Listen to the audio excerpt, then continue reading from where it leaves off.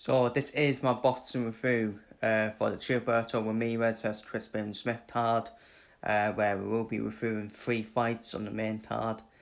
Starting off then with Gilberto Ramirez, came in the WBA and WBO cruiserweight titles with a unanimous decision win over Chris Billam-Smith. An excellent performance from Gilberto Ramirez. He showed the levels, didn't he? He showed the levels. He showed Chris Billam-Smith the levels. Just the speed, the handles, the variety, the volume, the work rate of Gilberto Ramirez. It was just too much for Chris Billam-Smith. And there's no shame for Chris Billam-Smith in that. There's no shame for Chris Billam-Smith using to Gilberto Ramirez. But what I don't like was all these UK experts disrespecting Gilberto Ramirez, saying he's not an outstanding fighter. Well, he is, because he's a 2-weight world champion, Gilberto Ramirez, and he's done up the weight divisions as well. And I think the UK experts are just bitter and salty, saying he's not an outstanding fighter. Chris Billam-Smith, I think he had the one game plan for me. I mean, the first round, he was superb, Chris Billam-Smith. I was like, you know what? Chris Billam-Smith, this might be the first time, he might impress me as a world champion. Because I've not been impressed with Chris Billam-Smith when he's been a world champion. I think he's got quite lucky in his opponents. Masnat picked up an injury, but Masnat was winning that fight.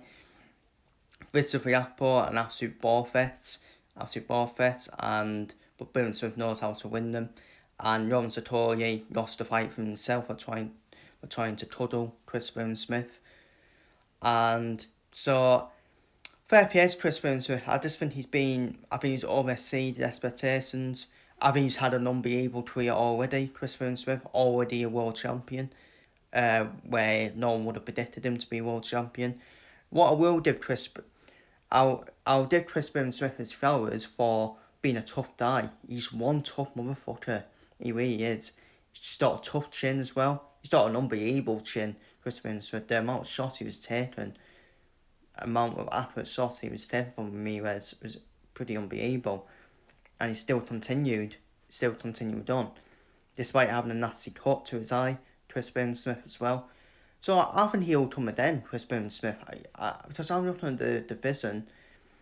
Once Chayotaya moves up to heavyweight and becomes undisputed, I tell you what, Chris Billam-Smith can still be a world champion again at cruiserweight. So maybe a defeat is a blessing, to be honest with you. It might actually not be too bad. Obviously, he's stuttered, Chris Billam-Smith. I think he knows he could have done better. He could have utilised his physical advances more. But for me, I think I said in my preview, and I said it months back, that Ramirez, I thought Ramirez would be levels above Chris Billam-Smith. Because you have to compare Ramirez's resume to Chris Billam-Smith as well. So yeah, unreal performance from Gilberto Ramirez. Stamina as well, kept on going.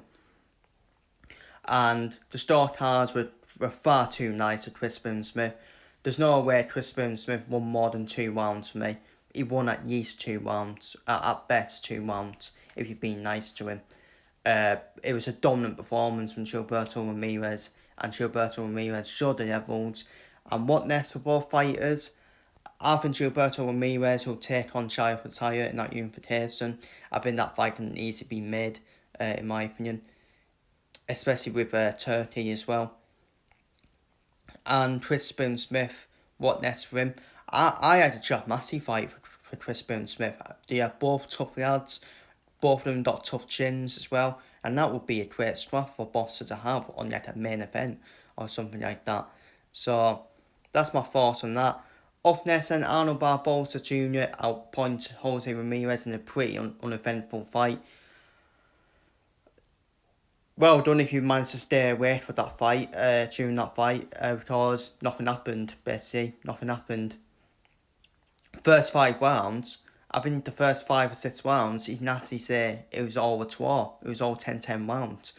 Because they were all different, nothing away. It livened up in the second half of the fight. especially for Arnold Barbosa Jr. Jose Ramirez, to me, just looked like he was stuck in the mud. His feet were stuck in the mud. Barbosa was the right winner for me. He was the right winner, even though not much happened. Even though not much happened in the fight. But that's Barbosa for you. He is pretty shit and slimy, isn't he? Pretty shit and slimy. You know, he's got good movements as well. And I tell you what next of all fighters, and I tell you what for Barbosa, he'll be a tricky customer for Teofimo Lopez. Because we all know Teofimo Lopez, obviously Barbosa is mandatory for Teofimo Lopez now. And I think that's a hard fight, for Teofimo. I think that's a hard fight for Teofimo Lopez because we've seen Teofimo Lopez against these type of opponents where he's just not up for it, is he? He's not up for it. He feels hot and cold, and Teofimo Lopez does end up getting beat. Or he does end up putting a stinker in and getting away with it. I'm not saying Arnold Barbosa will beat Teofimo Lopez. I think Teofimo would still win. But I think that fight is close. That fight is close, as many people expect, in my opinion. Just because of the way Arnold Barbosa Jr. fights, the way his movement, his shitness, and quite slimy as well. And that's one way where you can beat Teofimo Lopez, in my opinion. So I can see that fight happening next, to be honest with you. And I think he'll fancy chances Barbosa Jr. as well. Jose Ramirez, what next for him? I could see him maybe in a fight next with Osakwate, who was on the card as well. As much Jose not, it's still a winnable fight for both of them, so I'll probably make that fight next. I don't like Kenneth Sims going up against Osakwate. I know Kenneth Sims pulled out at last minute, but for me, I thought that would be a tough fight anyways with Kenneth Sims. But yeah, that's my thoughts on that. And finally, he was knocked down in the fourth round. William Sabeda was made to work for his narrow split decision win over a spirited and former world champion Tevin Farmer. Tevin Farmer showed that he still does it. He caused problems for William Sabeda. William Sabeda's volume and body output probably won it for him in the end. In terms of setting out the fight, where William Sabeda kept on working all the time, and that's what won Sabeda the fight. But Tevin Farmer, he was dangerous, wasn't he? He was dangerous on the counter punching as well. He kept Sabeda a few times, and that performance from William Sabeda is a massive red flag for me. If he wants to face these southpaws, he cannot face Savota Davis and Shakur Stevenson when he struggled against Tevin Farmer. I still think William Sabeda should still get his world title shot, but I think it needs to be against Lomachenko or Belichick, who are not southpaws, in my opinion.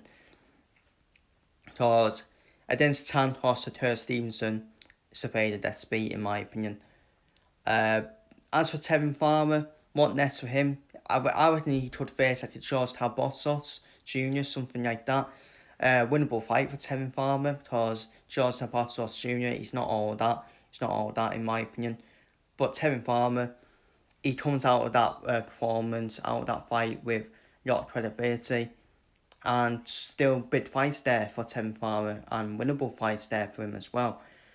As for William Sabeda, it's still job done though, but a lot of question marks on his defence, and I still think he should get a title shot still against either Lomachenko, Edson Vasil Lomachenko, or Denis Belichick, in my opinion. So that's my bottom three for Gilberto Ramirez versus Chris Billam-Smith. Feel free to leave your thoughts on every fight spot down below in the comments. Take care, stay safe, and see you later.